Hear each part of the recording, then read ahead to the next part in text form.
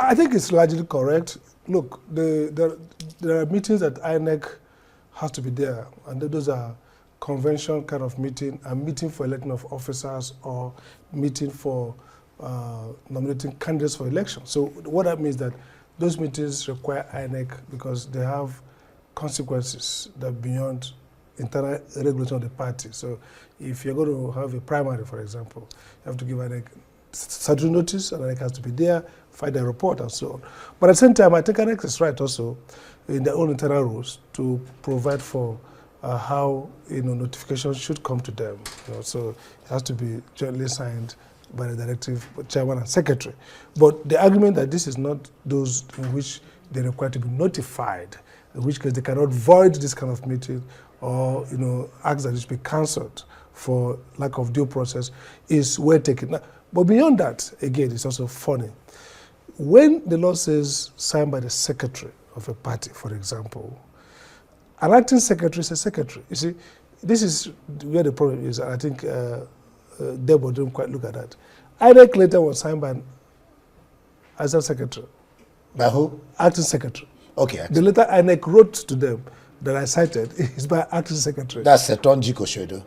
Good. So there's a secretary, but someone is acting that position.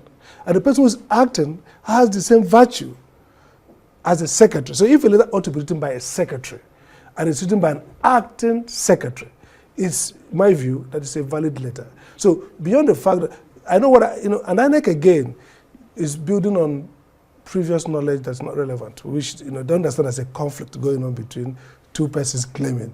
So INEC is reading its own popular news that there's a crisis, in which case there's Anyanwu and somebody else, Udokoya, and then in between there's somebody acting. So they say, okay, you have to go back to Anyanwu. That is only makes sense because they are thinking about conflict. But if a party, which is an organization, acts through a valid assistant secretary, acting secretary, that's acting secretary is a person acting in the position of a secretary. Again, so nothing invalid about it. The second point is that INEC is not the one who will, on its own, raise the view that this is invalid. If, for example, the letter comes to INEC and someone else writes, or let's say someone young writes and say, countermand this, then INEC can take a position that the secretary has not authorized this. So for INEC Somoto, by itself, to be the one doing the advocacy and saying, this is invalid, when it's signed by acting secretary, INEC has to presume that that's the person acting for the secretary until there's a different correspondence. But the bigger picture here is, this is not the kind of meeting as they are saying that INEC could do. But again, if in that meeting they take decisions that are required by the Electoral Act and directives to require INEC's attendance, then those decisions could be rendered invalid by INEC. So but the local has said this has nothing to do with election, this has nothing to do with primaries, this is basically internal workings of the party, therefore INEC is overshooting its legal boundaries. And again, yes, also the question around the Supreme Court gave the impression that the parties are all on their own. If the Supreme Court says courts don't bother yourself about what they do to themselves, okay, then if INEC less so shouldn't be bothered. And that's my problem with that Supreme Court decision. It's both in PDP and in Labour Party, that decision is hanging in the air. If people are contending against who rightly occupies this position, I say the party it's for the party. That doesn't make much sense to me. Because the facts is why they are here. People are making contract. The court should determine who is the one that the party has authorized based on this process. So I think the Supreme Court checking out in maybe thinking about deferring to political branch. I think jurisprudentially, I think it's problematic. Those cases should be resolved, but resolved in line with the party rules, not handed off as a court has done. And that's a problem everywhere. That's been, if you like, the lacuna, but in the arguments that arise, party, who is who, INEC, and all that. Everybody's claiming to be the right person, and the court says, leave it to them. How are they going to determine it? So that's problematic. So again, another point is... So how do we get around... Why can't we have a clear law?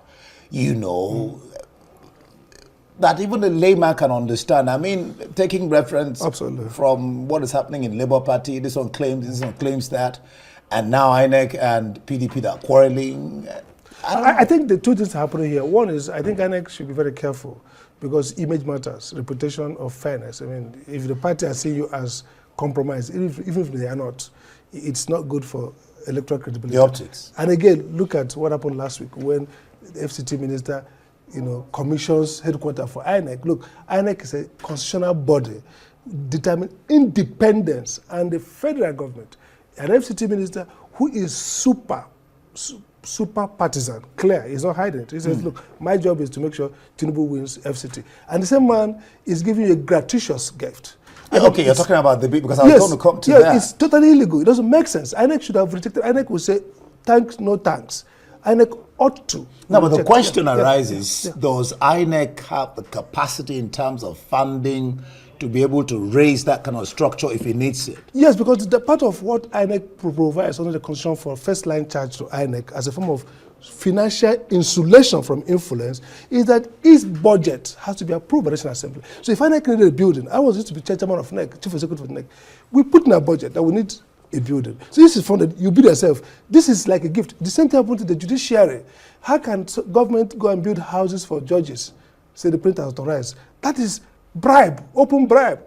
Again, yes. How do we, how do we correct what you are seeing as a seeming anomaly? We need the INEC people to know that they're not part of the executive branch in the conventional sense.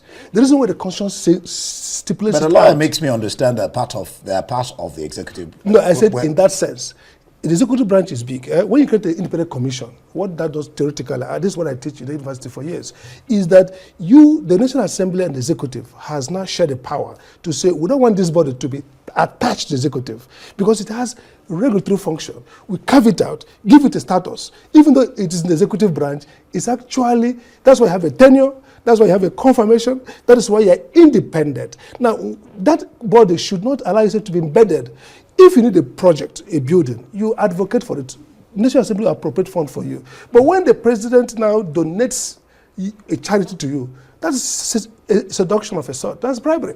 And so that's what happened to INEC. INEC should be very careful how they interfere in party issues because they create the impression that they are a tool to disarray. Because again, that was the issue that this Olugabo was raising about INEC working to make the look at Labour Party. State. They have the impression, good or right, that INEC is the one who wants to derange us. So I think INEC should be more careful. Again, there's no point quarreling with their meetings, and the assistant secretary, acting secretary is assumed the office of a secretary, and it's a valid letter. INEC should have honored it. So I think that INEC should be very careful. They already have lost total credibility, and they need to rebuild it fast. It doesn't matter who is the chairman. You can't be accepting the FCT minister to inaugurate a building for you. I mean, you're not a parastatal.